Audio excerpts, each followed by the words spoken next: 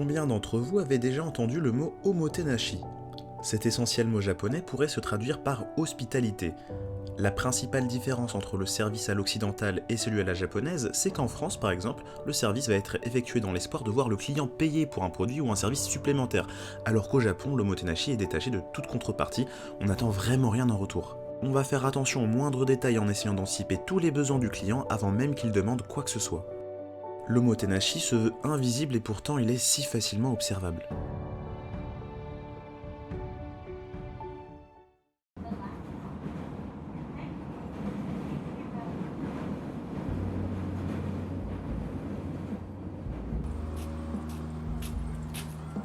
Aujourd'hui, on se retrouve dans le quartier de Katsushika, donc on est à Shibamata au nord-est de Tokyo, donc c'est un quartier qui est resté figé dans le temps, un quartier qui vous rappellera justement l'époque d'Edo, puisque ce quartier a été plutôt épargné par la Seconde Guerre mondiale et il est resté tel qu'il était en fait il y a déjà plusieurs décennies de cela. Ce que vous allez aimer en fait trouver dans ce quartier, ce sont ces petits magasins à l'ancienne, ces petites rues très sympathiques pour manger, etc. et surtout pour un peu goûter à cette culture de l'omotenashi.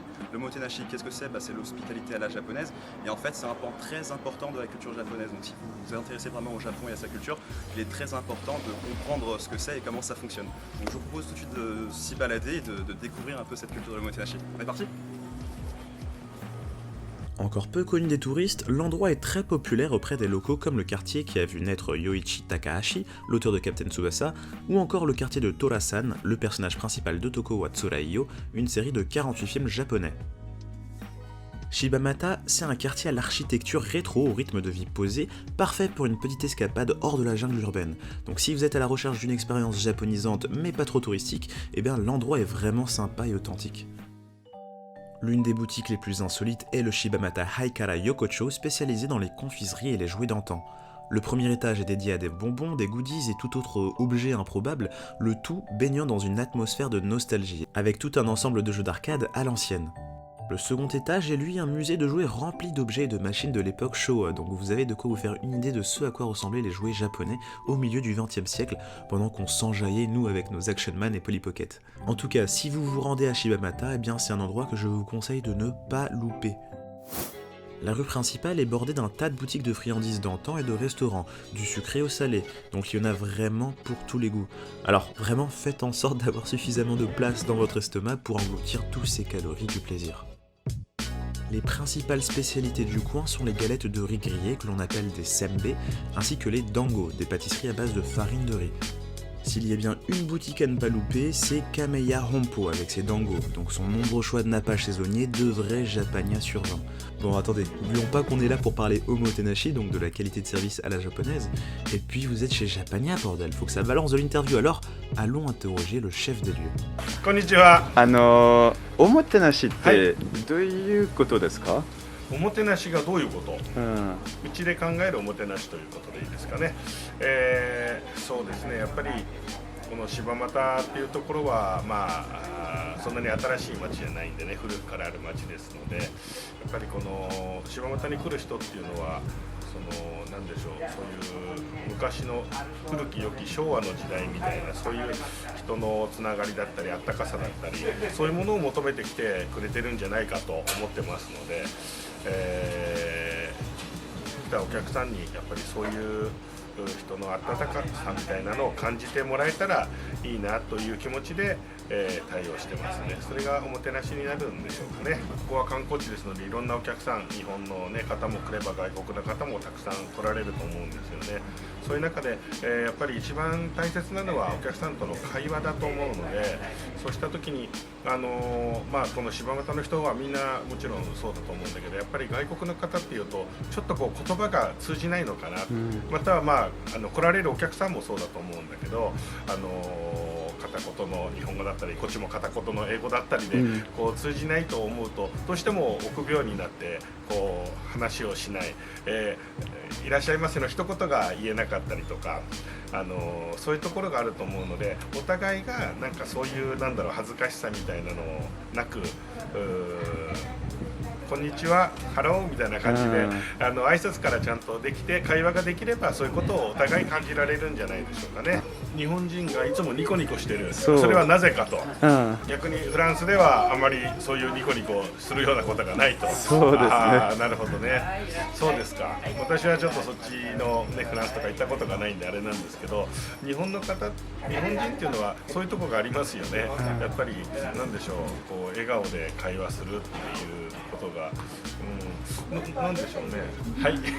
こうやっぱり笑顔になるじゃないですか。初めて会うと、全然知らない方なんですけど、ね、目が合うとなんかこう笑ったりみたいなこともあるんで、なんでしょうね。やっぱり、小さい頃からそういう風にこう育ってきたというか。なんでって言われると難しいですね。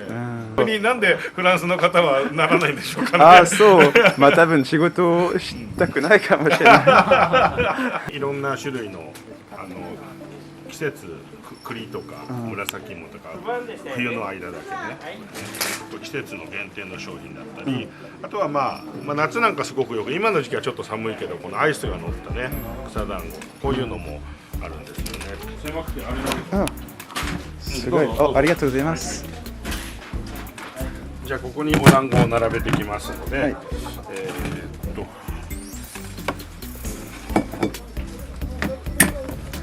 いつからこの仕事やってますか？僕はこの家で生まれたんで、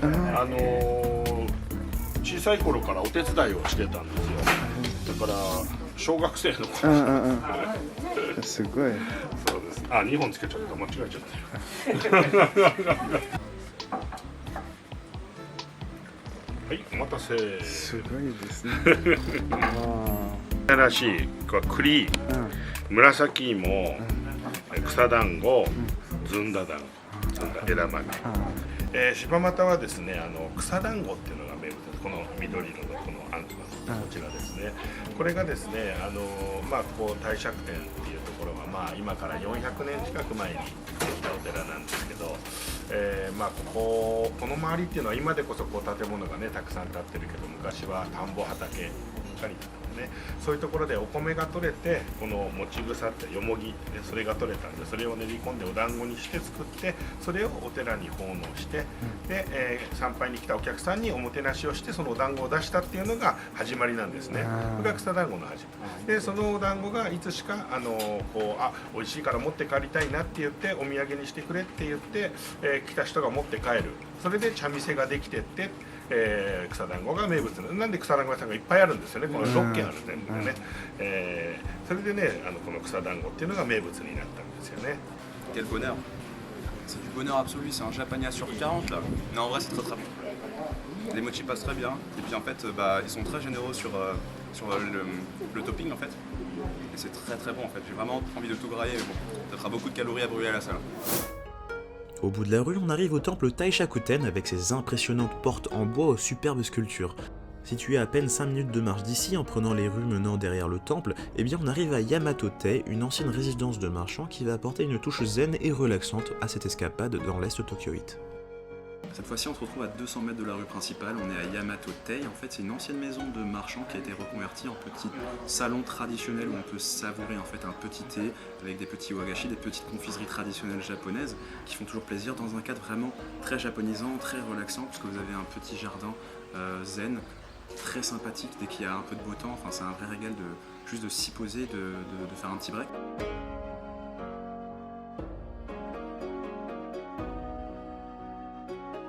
L'omotenashi est vraiment caractéristique de ce genre d'endroit, parce que vous savez, l'accent est vraiment mis sur le côté qualité du service.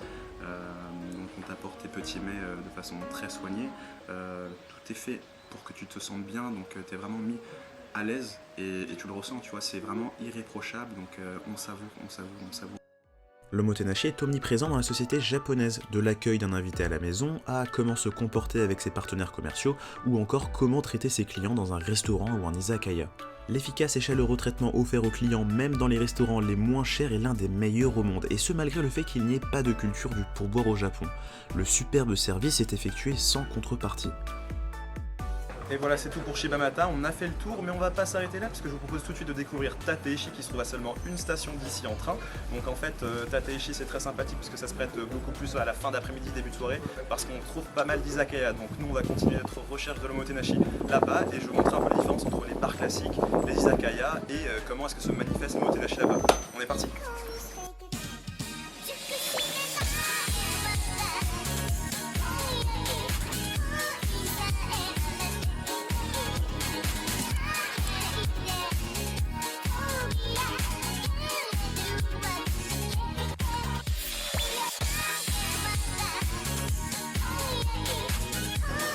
Voilà, on est cette fois-ci à Tateishi, à peine 5 minutes de Shibamata. Donc ici en fait c'est vraiment un endroit où il fait bon vivre et qui est très connu en fait pour les izakaya. Les izakaya, vous savez, ce sont ces genres de bistrots japonais où l'on vient généralement après le travail pour boire un coup avec des petits mets très sympathiques, très bons, etc.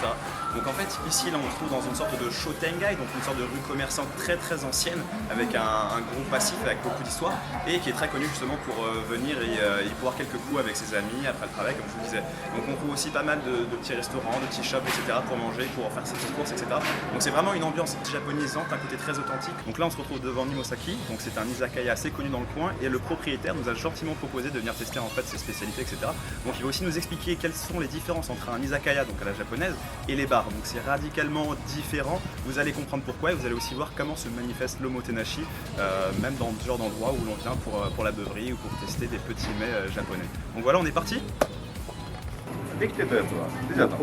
ああ、3点ぐらいでいいですか？あ、もちろん。ありがとうございます。すごい。これで向こう持ってきます？ありがとうございます。日高俊弘と申します。居酒屋ってどういうところですか？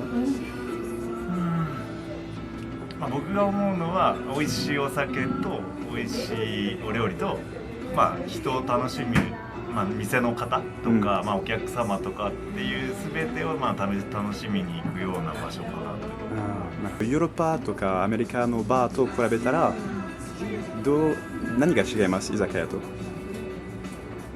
まあなんかね、日本にもあるけどそういうハードバーと、まあ、比べるとまず、まあ、お料理が豊富っていうところが大きな違いだと思うとやっぱ、まあ、我々もすごいお客様とコミュニケーション取るしなんかこれと料理とお酒これ合わせると楽しいよとか、そういう酒だけじゃない楽しみが違いとしてあるような気がします。バンキューがお尻？バンクーはハート？そう、バンキューはなんかワインの心、はい、でもキューだけはお尻。お尻。キューだけでお尻。そうね。おもてなしって感じられるってこと？居酒屋の中で？そう、まあお店ごとに違うと思うんだけど、まあ、私なんかは、まあ、自分の家に人が来たような感じで楽しんで帰ってほしいから、まあお料理も酒も自分が好きなものしか集めてないからこれどうっていうところとかをまあ楽しんでもらえたりとかそれがまあ僕なりの、まあ、おもてなしになってるならそうかもしれない。お店の特別の料理とかちょっと紹介してもらえますか？うちはおでんってわかりますかね？わかります。まあ、冬の料理でしょ？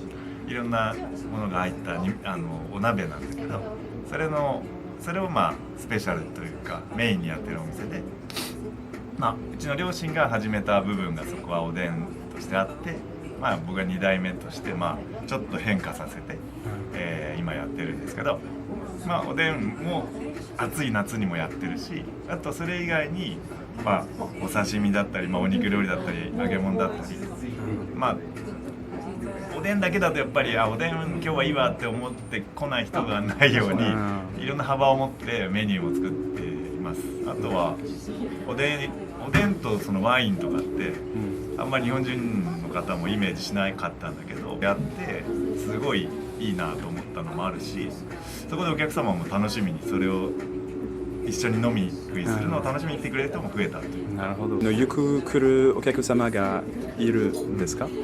そうですね。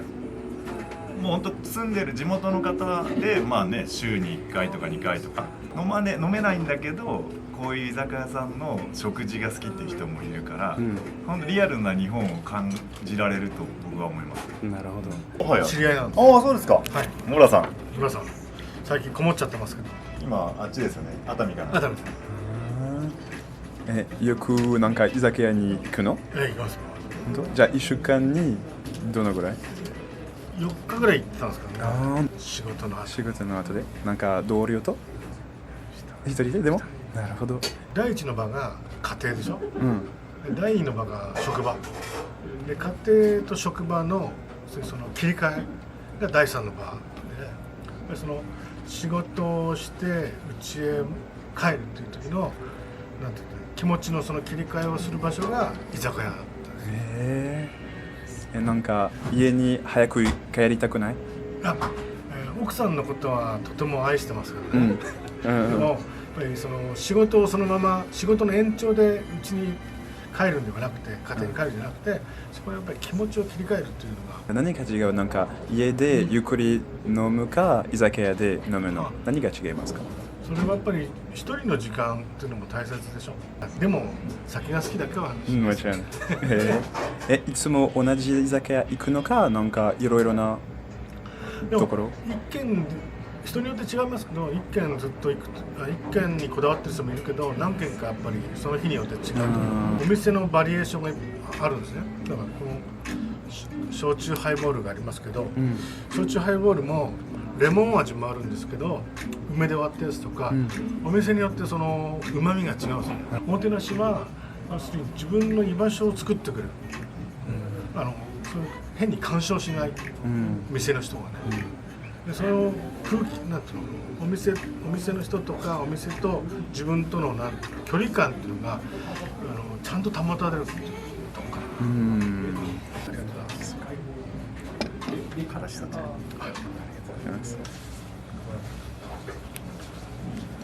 うまい。フランスではからしはどうですか？あるマスタードっていう、そうね。ジャンさんは何が好きなんですか？いっぱいね。おでんも好き、すき焼きも好き、唐揚げ、お好み焼きも好き。でも広島スタイルね。そう。En général, donc t'as un petit otoshi qui va accompagner en fait le frais d'entrée à la table d'un izakaya. Certains en fait le proposent et de tout, c'est un petit coût supplémentaire, mais c'est quelques centaines de yens. Et puis ensuite, voilà, tu t'installes à la table de roi, tu savoures les mets spécifiques de ton izakaya, tu commandes à boire, etc.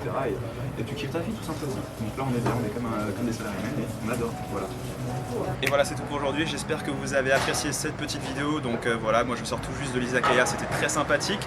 Donc vous l'avez vu dans cette vidéo, pour ressentir vraiment ce côté traditionnel, authentique, moi je vous conseille de venir à Shibamata et Tateishi, deux endroits vraiment où tu sens un peu le vécu, des endroits qui sont assez restés figés dans le temps, des endroits très japonisants, et où vous allez pouvoir ressentir vraiment ce vrai omotenashi à la japonaise, ce service impeccable, la qualité exceptionnelle. Donc voilà. En tout cas, encore une fois, merci d'avoir regardé cette vidéo, merci d'être toujours fidèle au poste. Sur cette vidéo, tchou tchou, bye bye, et à la semaine prochaine.